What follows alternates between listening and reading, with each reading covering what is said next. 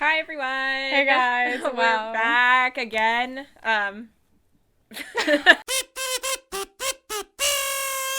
Today we are going to talk about our favorite and least favorite books of quarantine. We've read quite a few at this point between the two of us, so that will Yeah. be fun and interesting. We're in the teens. I think I'm at 15 of my GOODREADS goal, which is very good for me because normally I'm way too busy to read that many books by I think I'm also July. at about 15 books by now. So we're going to start off with our favorite books and go to our least favorite. So my first favorite book was actually one of the early books I read of our quarantine. And actually, it's a series. It's the Seven Realms series. I did talk about these in previous videos, but I really like them. I sped through them. And they're actually like one of those series that every book like gets better as you go along. This has probably been like one of my favorite series that I've read in like a really long time. I love a good fantasy YA series, and it was a good time, and I love the characters. And my favorite book of quarantine is The Missing of Claire de Lune, which is the second book in the Mirror Visitor Quartet by Crystal Davos.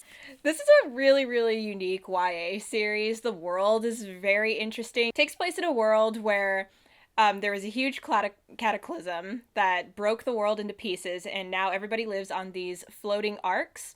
And each arc houses like a different like great family, and so there's a lot of court politics going on, a lot of backstabbing and a lot of scheming, and at the center of all this is a girl named Ophelia who is spirited away to a different arc that she's never been to and is married off to this creepy guy. He's very suspicious. I really ended up liking this book because I think one of its most shining attributes is the romance. I really love the romance going on here. The romance is really interesting because it's a really good, really well paced enemies to lovers trope, and yeah, like it was very refreshing because lately I've been reading a lot of YA that has enemies to lovers not written well. We'll get to that, but yeah. Basically, this is one of the reasons why it was so nice to me because I love me a good love story when it's written well, and I thought this was written very well. So I finally got around to reading the whole trilogy of Shadow and Bone. Yay. Yes, I did it. Now, I did enjoy it. It was a very entertaining read. You can definitely tell that Leigh Bardugo was less experienced when she wrote these books. They don't really go into depth. But, that's fine. It's fine because it made a fast read. It was entertaining. But I do wish that some of the characters were explored a little bit more. And I know the ending's also controversial. I won't spoil it, but I didn't hate it. I didn't love it. It was entertainment. It was like 5 days worth of entertainment. My next favorite book of quarantine is God's Grave by J. Kristoff, also the second book in Nevernight trilogy. A lot of second books for me that really shined. This one I really liked because I feel like it just really expanded on the world that the first one didn't do, because the first one mostly took place in one location.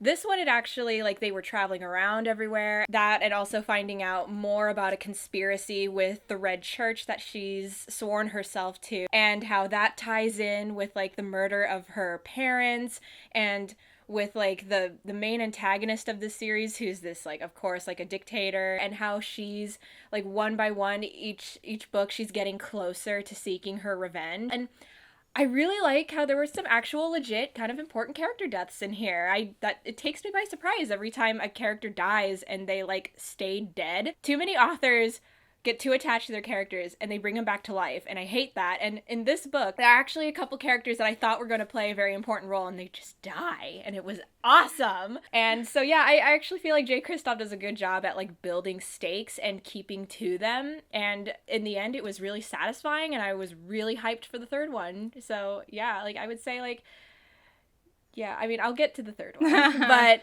the first two Nevernight books were just solid for me. I really enjoyed reading them.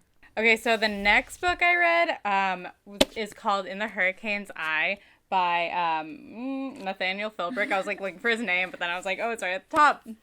It's about the Revolutionary War, and it mainly focuses on George Washington's naval strategies and how that won the Battle of Yorktown, which was pivotal to winning the entire war. It was really interesting, and there's just kind of like little bits and like snippets of information that I found to be really interesting because there's a lot of famous historical figures you read about or you hear about them in school, and they're just like way different in real life. George Washington could be quite fiery at times, like it was interesting. Had a bit of Hamilton. If y'all like Hamilton, Hamilton's in here. I really liked it. Yeah, good nonfiction book. So I finally read The Name of the Wind and its sequel, The Wise Man's Fear, and these also quickly became my favorite books of quarantine so far. These books are really long, like they're like 900 to 1,000 pages, and I actually sped through them pretty quickly. I really enjoyed a fantasy book that just focused on one character. Not that I hate multi-POV, but it was very refreshing just to have one perspective all the way through, and you really get to know this one character really thoroughly. There's so much detail in this book that Patrick Rothfuss wrote in. The magic system is also very unique in that I haven't really read before in any other book.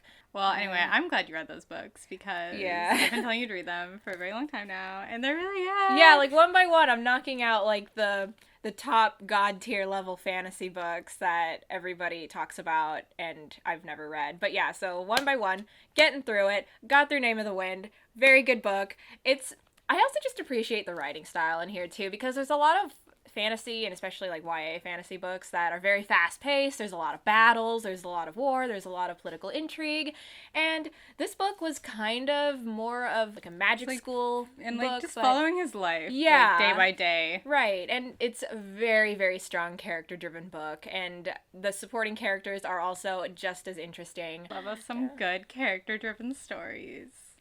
This was the first book of quarantine that I read, and it's called Winterwood by Shay Earnshaw. It follows a girl who lives in this very like mountainy village with her mother, and she actually descends from a line of witches. There's this part of the forest called the Winterwood where you don't go. It has some sort of like creepy supernatural aura to it, and one day she goes in there and she finds a boy who's like near death, and basically the plot is trying to piece together how he got there, who tried to kill him, because he doesn't actually have any memory of what happened. It was very YA. It just lacked character development. It was definitely really heavy on the insta-love. The plot twist didn't really surprise me. If anything was going for this book was the setting. It's set in this very like remote mountain town that it's so remote it's, like in the winter, it's completely cut off from the rest of civilization.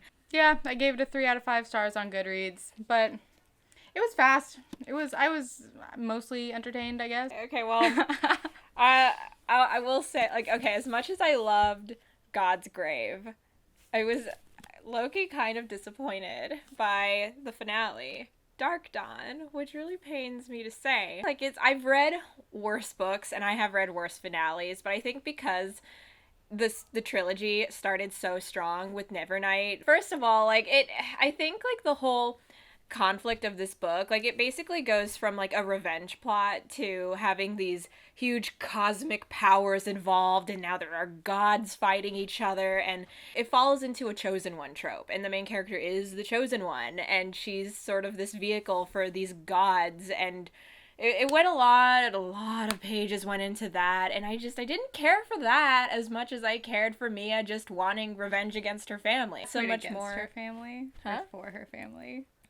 Wait, what? You said revenge against her family. Or revenge for her family. You want to do this for me? You talk about it. I can hold it if you want. I'll model it. You can talk. Okay. Don't think about it. I think as God's Grave left such huge shoes to fill. Like, Nevernight started off really strong, and I really, really loved God's Grave. Basically, like, it goes from a vengeance plot to like this big like cosmic war between these gods, and to Jay Kristoff's credit, he did set up plant the seeds of that in the first book, and then kind of built up to that, and it eventually it came to a head in the third book. The fact that everything kind of turned into like a very YA tropey chosen one book. I kind of feel like a lot of the characters that were really important in God's Grave were meant to be important in this book, but they had nothing to do. It just felt like he ran out of ideas, sort of, and he like built up the whole thing with the gods and this war so much that that's all he put focus on. And really, I was just like, I want to get back to Mia just killing people. All right, well, my last book that took me the entire month of May to read, it saddens me. It saddens me that this is the last on my list because I thought it would be the first. I thought it would be great because this book is really hyped up as one of the best fantasy series like ever written, if not the best. And I didn't really like it. I didn't really like it. So that was The Way of Kings. I know. Boo. I know. I'm so upset that I did not like this book. Long books don't bother me. Like, I'm fine with that. Like, I've read Name of the Wind and Wise Man's Fear, and I really like those books. And I don't know. I thought this book was so slow, and I didn't really connect with any of the characters. It follows multiple different perspectives. You have, like, Kaladin, who's a soldier, Dalinar, who's, like the king's uncle somewhere, some other town in Fantasyland. I don't even remember her name anymore. Shalon? Is that how you say it? She's, like, an apprentice to this fancy lady. When you read The Dust Jacket of Way of Kings, you really don't have any idea what it's about. And I read it many times, no idea, so I didn't really know what I was getting myself into. I don't get why people like it so much because I just felt really bored a lot of the times. It just really dragged. Nothing was happening, especially with Dalinar's chapters. Like, I didn't really care for him. I was like reading reviews and it's like a lot of people are like, oh, it picks up on page 700, and it's like 700? Jesus. So I thought the last 100 pages were great. I was very entertained, but it took me a month to get there.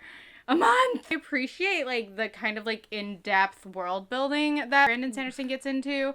And he tries to make his own, like, creatures and, like, different lands, but I don't know. I didn't find them all that unique because they were just, like the creatures were just kind of, like, combinations of things that already kind of exist in our world. And some of the imagery, surprisingly, wasn't clear to me. Some of in the battles, I thought some of like, oh, who's here, who's there? Like, I couldn't understand the landscape, and that kind of confused me as to what was happening in battles when I feel like establishing the geography is very important. But overall, I'm really disappointed that I didn't like this. I would say it was like a 3.25 out of 5 for me. I really just like kind of don't want to read the other ones now, and I'm kind of sad about that. So I don't know, maybe one day I'll read them, but someone tell me if they get better.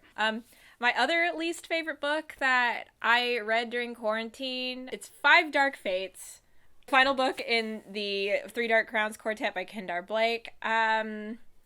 Yeah, I think this book just came to me at a bad time because by the time I read it, it was almost like a year after it came out. I completely lost interest in the series, and I really did like the first two. I didn't like everything because it was like very kind of YA tropey, but I did enjoy it. I was entertained by it. I remember I gave the second one 4 stars on Goodreads, but looking back at it, I think it's closer to a 3 stars. It's just a very meh book. It's a transition book. There's really nothing going on, and it only exists to set up the last book, and I didn't even think it did that very well because really nothing happened. And I would say the same thing about the last book too. Really, this series should have been a trilogy.